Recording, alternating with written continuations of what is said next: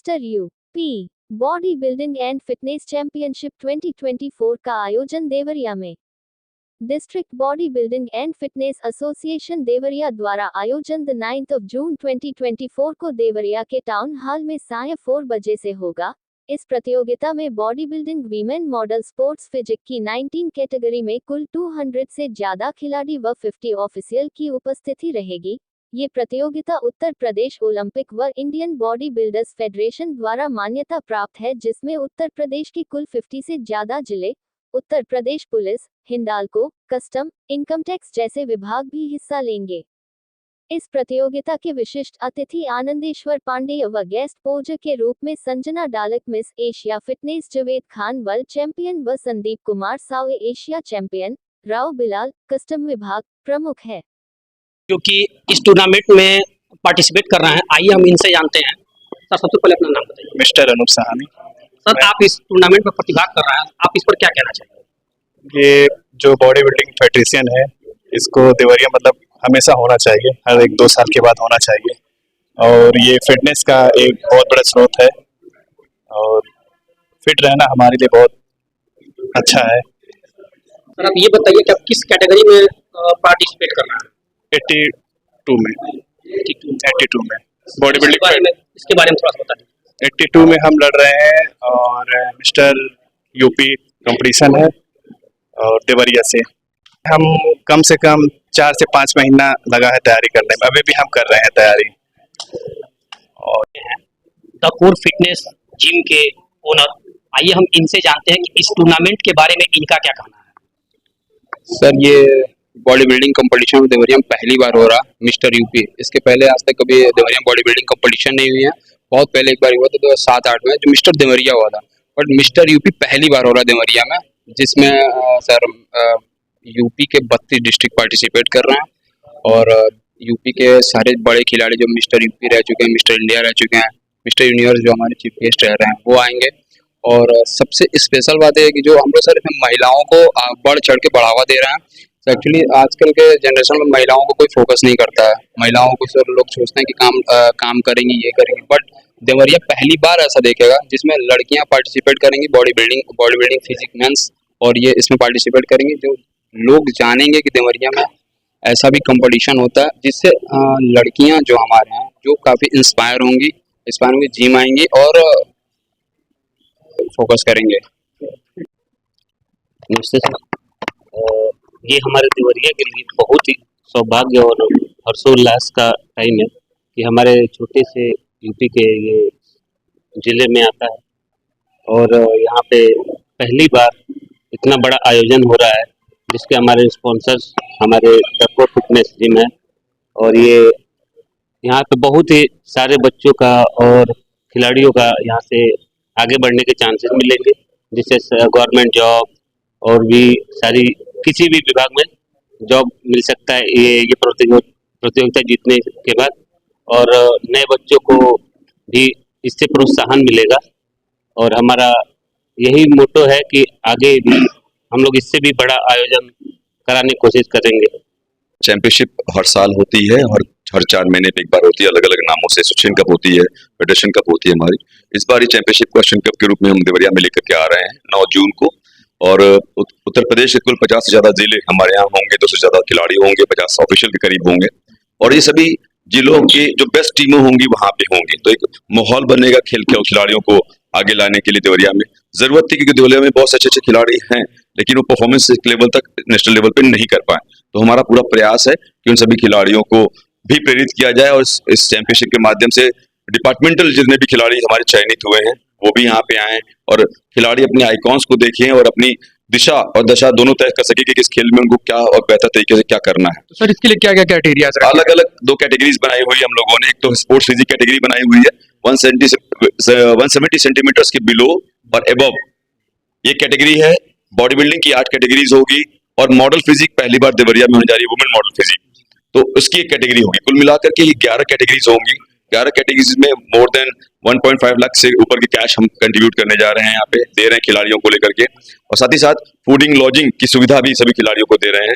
उत्तर प्रदेश के विभिन्न जिलों से खिलाड़ी यहाँ पे आएंगे जो परफॉर्म करेंगे और ये performances Indian body builders federation के जो अप्रूवल पे हो रही है, और साथ ही साथ यूपी ओलंपिक एंड फिटनेस के जो हमारे सेक्रेटरी जनरल हैं आदरणीय गुरुजी डॉक्टर आनंदेश्वर पांडे साहब, वो मुख्य अतिथियों में होंगे। डीएम साहब देवरिया हमारे बीच होंगे, मेयर साहब होंगे यहाँ पे, और सभी गणमान्य लोग जो यहाँ पे कोऑर्डिनेट कर सकते हैं हमारे साथ में होंगे।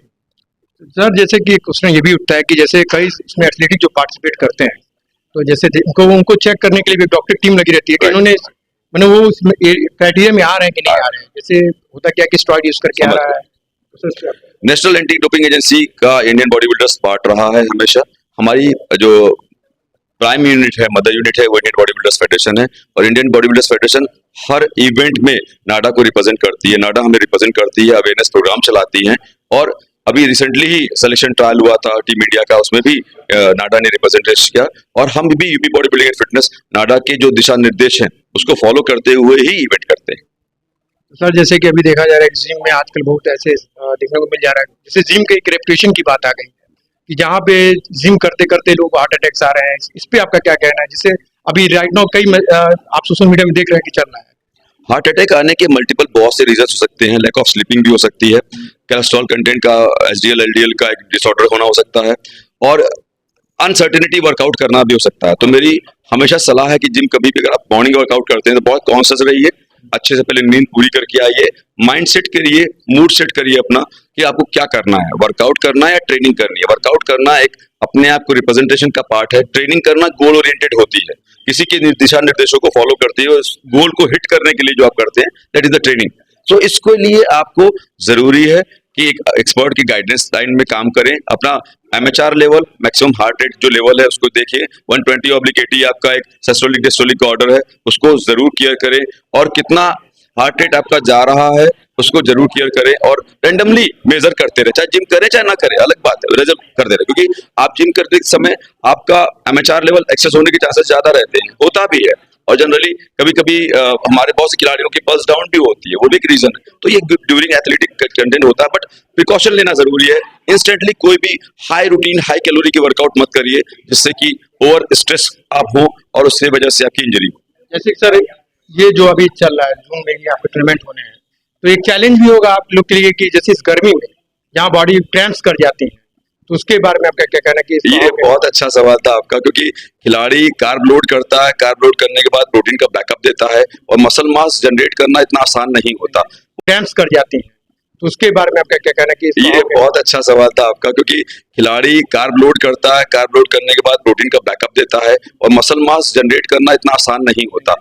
वाटर होल्ड करके जब आगे आना होता है तो भी खिलाड़ी बड़ा प्रयत्नशील होता है। तो इसके लिए सिर्फ एक ही लाइन कहता हूँ, खिलाड़ी ही वो होता है जो किसी भी देश में जाके अपना राष्ट्रगान बजवा सकता है, ये काम और कोई नहीं कर सकता। उस राष्ट्रगान को बजाने के लिए हमारा कोई खिलाड़ी किसी भी लेवल तक जाने को तैयार है, और तैयारी के लिए एक दिशा निर्देशों में गाइड करते हैं हमारी अपनी मेडिकल टीम है जो कि उनको बैकअप करती है, उनको गाइड करती है, एक्सपर्ट्स हैं, मैं हूँ, हमारे प्रेसिडेंट है, ट्रेजरार हैं, मॉनिटरिंग करते हैं, और जिलेवार हर सेक्रेटरी हैं, हर प्रेसिडेंट है, हर ट्रेजरार हैं, जो कि उनको ग्रुप वाइज हम लोग डिसाइड करते हैं। तो एक पूरी टीम काम करती है उनके लिए, और कहीं भी अगर हमें लगता है कि कुछ भी अप एंड डाउन हो रहा है तो उसकी उसी तरीके से हम नर्चरिंग भी करते हैं, मॉनिटरिंग भी करते हैं।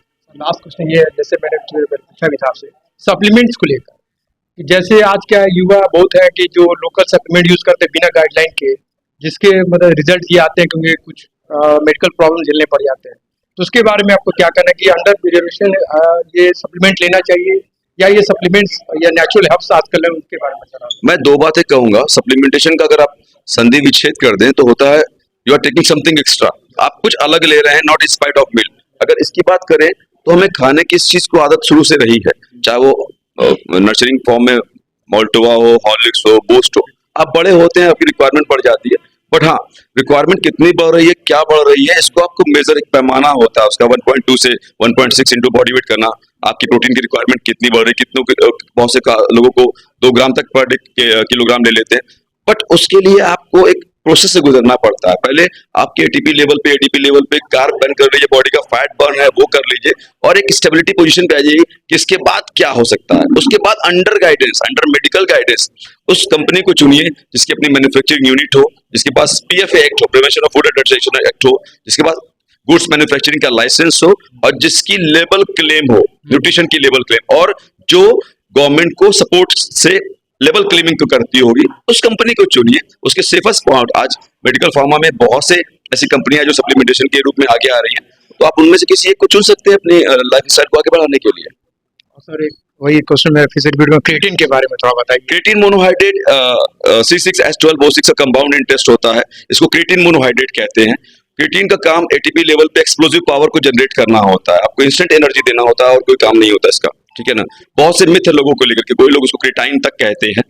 अब मैं कहता हूं अगर मेरे पास मसल पावर कितनी है मुझे अभी तक इसका अनुमान ही नहीं रहा है, मैं प्रैक्टिस से ही उसको निकाल रहा हूं मल्टीपल। जिस दिन ये लगता है मुझे यहाँ एंड हो गया, हर चीज का एक मैच्योरिटी डिक्लाइन का पीरियड होता है, जब मुझे लगता है इसका एक एंड हो गया, उसके बाद स्पोर्ट्स अथॉरिटी ऑफ इंडिया के तहत जो डॉक्यूमेंटेशन हुए हैं उसमें 3 ग्राम तक का सपोर्ट दिया गया है, क्योंकि 2 ग्राम पर डे आपकी ओन रिक्वायरमेंट बनती है, आप चेक करवा के देख लीजिएगा, और 2 ग्राम का एक बैकअप आपको मिलना चाहिए। बट वो भी मैं कहूंगा कहीं ना कहीं उसको मल्टी मिनरल के साथ लीजिएगा, और जरूरत हो तभी लीजिएगा, क्योंकि बेसिक इनिशियल पोजीशन पे किसी खिलाड़ी को क्रिएटिन मोनोहाइड्रेट लेना मुझे नहीं लगता कहीं से गवारा है, क्योंकि फाइबर खाइए आप ना, कोई दिक्कत नहीं है, आप फाइबर बेस्ड